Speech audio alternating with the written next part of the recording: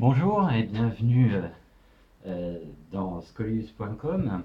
Après avoir fait une petite vidéo sur l'introduction à la philosophie pour les classes terminales et puis euh, une vidéo sur la littérature française, notamment sur un courant littéraire, à savoir la littérature fin de siècle en France, au XIXe siècle, aujourd'hui nous allons faire une petite vidéo sur un programme d'histoire précis des classes terminales, à savoir la chute et la fin de l'URSS.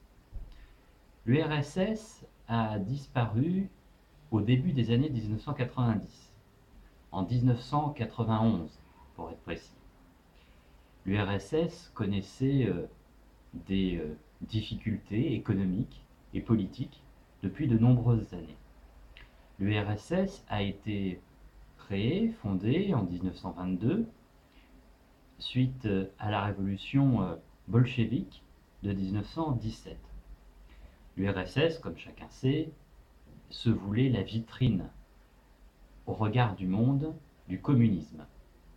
Staline, à un moment, a pu parler même du socialisme dans un seul pays.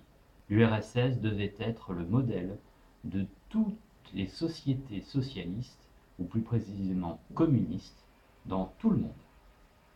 Elle devait être le lieu et l'inspiratrice de ce que Trotsky avait appelé la révolution permanente qui devait gagner la planète tout entière. L'URSS a pu créer des modèles.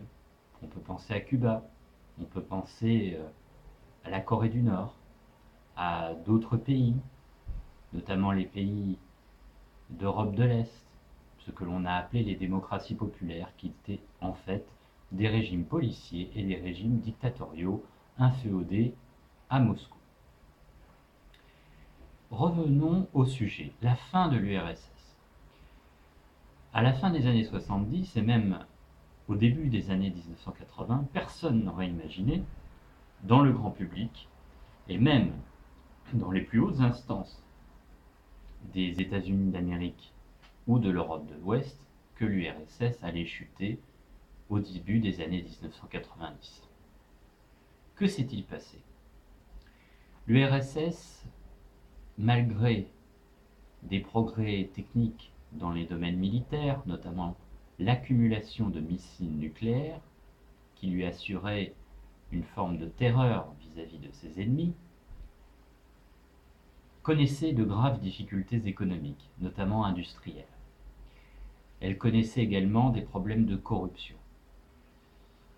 L'URSS avait donc des difficultés internes, sociales, avec le Politburo, qui était une sorte de direction de l'URSS, qui virait à ce que l'on a appelé une gérontocratie, c'est-à-dire le gouvernement de personnes âgées, pas forcément au fait de la modernité de la société et des modernités techniques.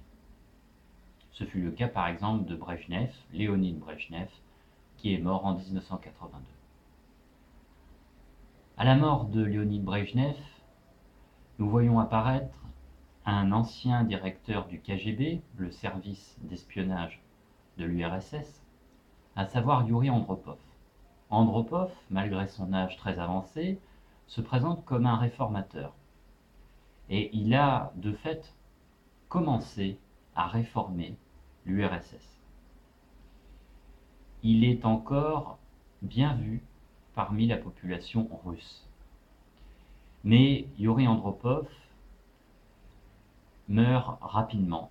Il meurt en 1985 et à sa mort, plutôt que de choisir la modernité et la transformation, le Politburo, la direction de l'URSS, choisit la réaction, en tout cas le statu quo, en nommant à la tête de l'URSS un certain Konstantin Tchernenko, qui est le modèle absolu de l'apparatchik conservateur. Il ne régnera pas longtemps, étant âgé et gravement malade. À la mort de Tchernenko, qui surgit au début de l'année 1985, un apparatchik qui est vu comme modernisateur accède au pouvoir. Il s'agit évidemment de Mikhaïl Gorbatchev. Gorbatchev jouit d'une très bonne image à la fin de l'URSS, aux États-Unis et en Europe de l'Ouest. Mais il faut savoir que en Russie, il est vu comme le personnage qui a très mal géré la transition de l'URSS à la Russie post-communiste. Une catastrophe nucléaire en 1986 va accélérer la chute de l'URSS.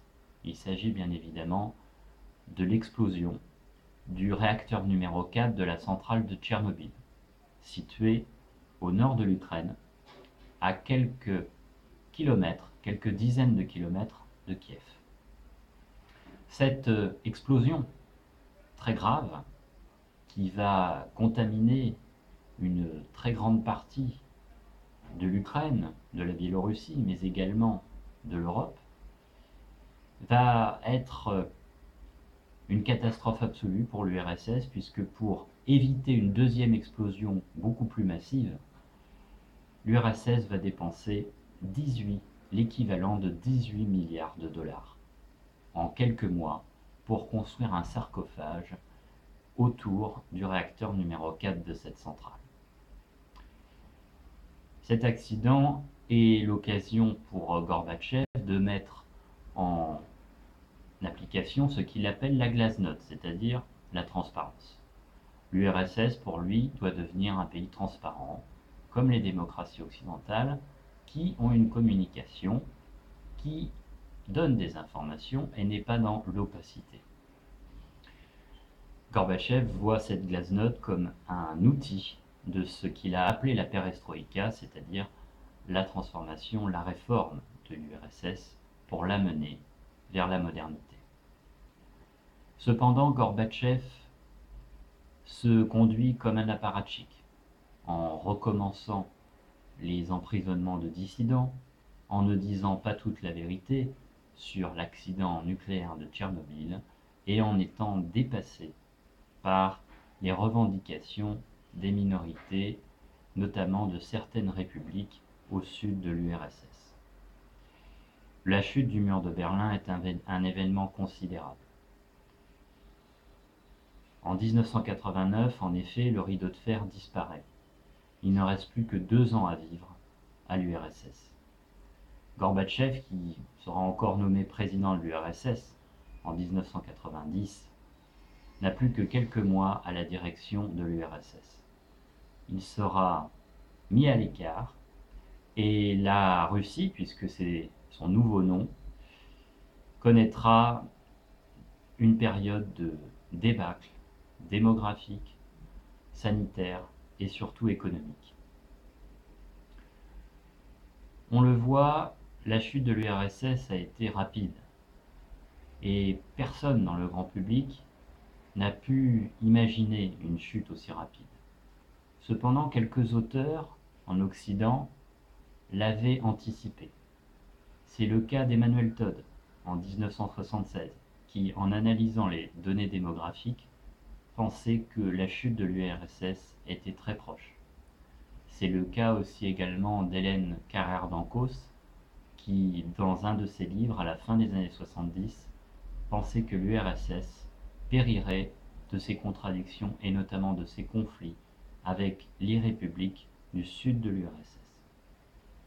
On le voit, la chute de l'URSS a été un événement considérable, ce qui a pu faire dire à George Bush, père, président des États-Unis en 1991, que la chute de l'URSS était un événement historique et mettait en place une nouvelle ère afin de créer un nouvel ordre mondial.